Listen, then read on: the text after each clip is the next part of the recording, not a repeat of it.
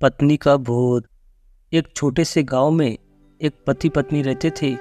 दोनों एक दूसरों से बहुत ही प्यार करते थे।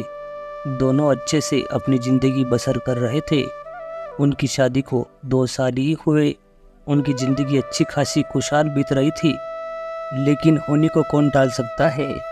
उनकी अच्छी खासी ज़िंदगी में ना जाने किसकी नज़र लग गई। एक दिन मदन की पत्नी अचानक से बीमार पड़ गई। पत्नी को लगा कि अब मैं बच नहीं पाऊंगी। उसने मरने से पहले अपने पति से कहा, मैं तुम्हें बहुत प्यार करती हूँ, तुम्हें छोड़कर नहीं जाना चाहती। मैं नहीं चाहती कि मेरे जाने के बाद तुम मुझे भुला दो और किसी दूसरी औरत से शादी करो। वादा करो कि मेरे मरने के बाद तुम किसी और से प्रेम नहीं करोगे, वरना मेरी आत्मा तुम्हें चैन से जीने नहीं देगी। मरने से पहले और इतना कहकर वो चल बसी। पत्नी के मरने के बाद मदन बहुत दुखी हुआ।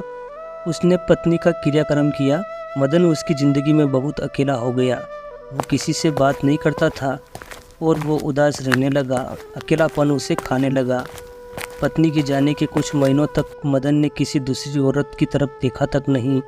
वो धीरे धीरे उसकी पत्नी को भूलने लगा और अकेला रहना सीख गया। पर एक दिन उसकी मुलाकात एक ऐसी लड़की से हुई जिसे वह चाहने लगा। वो रोज़ उसे देखने गांव में आ जाया करता था। वो लड़की उससे बात करने की कोशिश करती और दोनों रोज़ ऐसे ही मिला करते थे। इस तरह बहुत दिन बीत गए। धीरे धीरे बात बढ़ते बढ़ते शादी तक आ गई और उनकी शादी हो गई। दोनों अच्छे से अपनी ज़िंदगी बसर करने लगे। शादी को कुछ महीने बीत गए। मदन उसकी पहली पत्नी का वादा भूल चुका था। वो अपनी नई ज़िंदगी में खुश रहने लगा।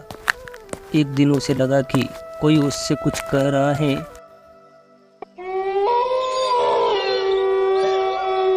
जब उसने मुड़ के देखा तो वो उसकी पहली पत्नी की आत्मा थी।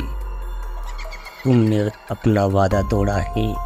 अब मैं हर रोज़ तुम्हें परेशान करने आऊँगी। और इतना कहकर वो गायब हो गई। मदन घबरा गया। उसे रात भर नींद नहीं आई तो वो अपनी दूसरी पत्नी के साथ सो गया।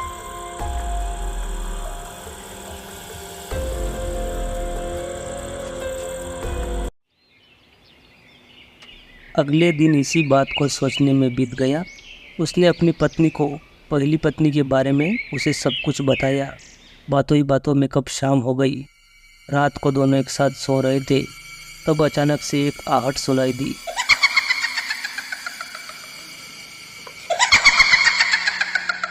मदन ने गौर कर सुना तो उसे वही आवाज़ फिर से सुनाई दी। पत्नी की आत्मा उसके सामने खड़ी थी। उससे बात करना चाह रही थी। मैं तुम्हें चैन से नहीं जीने दूंगी।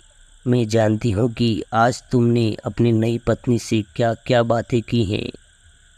और उसने मदन को एक एक करके सारी बात बता दी। मदन डर कर काँपने लगा।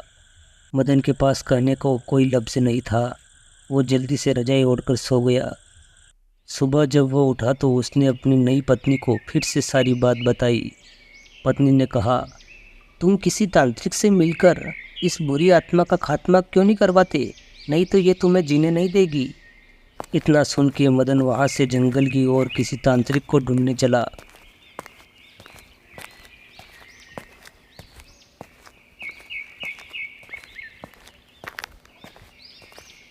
काफ़ी दूर चलने के बाद उसे एक साधु मिला जो अपनी तपस्या में लीन था। गुरुजी, मैं बहुत डरा हुआ हूँ। मेरे घर में मेरी पहली पत्नी का साया है जो मुझे रोज़ रात को सताती है। मदन ने साधु को सारी बात बताई। ये प्रेत बहुत चालाक है। बिल्कुल, तभी तो मेरी एक एक बात उसे पता होती है। कोई बात नहीं, मेरे पास इसका भी इलाज है। इस बार जब तुम्हारी पत्नी का भूत आए तो मैं जैसा कहता हूँ ठीक तुम वैसा ही करना। मदन फिर वहाँ से अपने घर की ओर चला।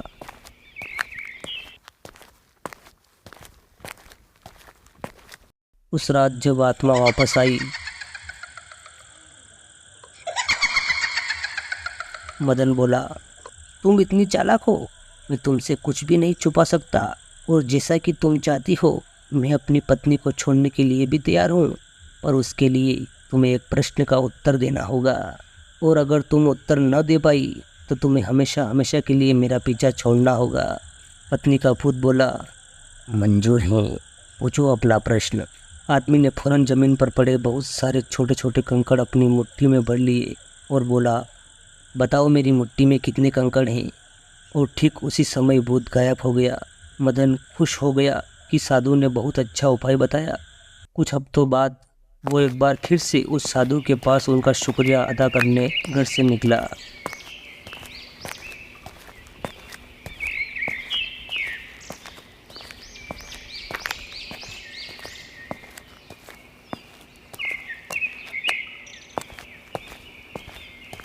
जंगल में कुछ दूर जाने के बाद साधु उसी पेड़ के नीचे बैठे मिले। मदन वहां पहुंचकर बोला, उस भूत से मेरा पीछा छुड़ाने के लिए मैं जीवन भर आपका आभारी रहूंगा, पर मैं ये नहीं समझ पाया कि आखिर उस प्रश्न में ऐसा क्या था। एक झटके में ही भूत गायब हो गया। बेटा, दरअसल कोई भूत था ही नहीं। मदन आश्चर्य से बोला, मतलब ऐसा कैसे हो सकता है? वो आत्मा रोज रात को मुझे नजर आती थी। साधु ने समझाया, हाँ, कोई भूत था ही नहीं। दरअसल दूसरी शादी करने की वजह से तुम्हें एक अपराध बोध महसूस हो रहा था और उसी वजह से तुम्हारा दिमाग एक भ्रम की स्थिति पैदा कर रहा था, तुम्हें भूत का अनुभव करा रहा था। मदन बोला, अरे ऐसा था तो वो मेरी हर बात कैसे जान जाती थी?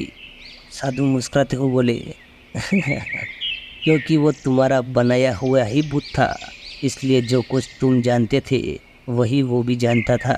और यही कारण था कि मैंने तुम्हें वो कंकड़ वाला प्रश्न पूछने को कहा, क्योंकि मैं जानता था कि इसका उत्तर तुम्हें भी नहीं पता होगा और इसलिए भूत भी इसका उत्तर नहीं दे पाएगा और तुम्हारे दिमाग की ही उपज से छुटकारा मिल जाएगा। आदमी अब पूरी बात समझ चुका था। उसने एक बार फिर साधु का धन्यवाद किया और अपने घर को लौटा। दोस्तों, कई बार हमारे मन में भी किसी पुरानी बात को लेकर एक वहम रह जाता है। इसी कारण से हमारे मन का भूत जागृत हो जाता है। इस कहानी में भी भूत का आना उसी तरह का वहम रह जाता है, और अधिकतर मामलों में हम किसी पुरानी घटना को याद कर अफसोस करते हैं और कभी कभार खुद पर क्रोधित भी हो जाते हैं। ऐसा बार बार करना गलत है। अपने वहम की वजह से अपने भविष्य और वर्तमान को बिगाड़ने में कोई समझदारी नहीं है। इसलिए आप भी किसी पुरानी घटना की वजह से अपने आप गलत महसूस करते हैं तो ऐसा ना करें। गलतियां करना मनुष्य का स्वभाव है। हाँ तो दोस्तों, वीडियो को यहीं समाप्त करते हैं और मिलते हैं अगले ऐसी ही इंटरेस्टिंग वीडियो के साथ। दोस्तों, आपसे रिक्वेस्ट है कि आपने अभी तक हमारे वीडियो को लाइक नहीं किया हो तो वीडियो को लाइक कर लो और चैनल पर नए हो तो चैनल को सब्सक्राइब भी कर लो। धन्यवाद। जय हिंद, वंदे मातरम।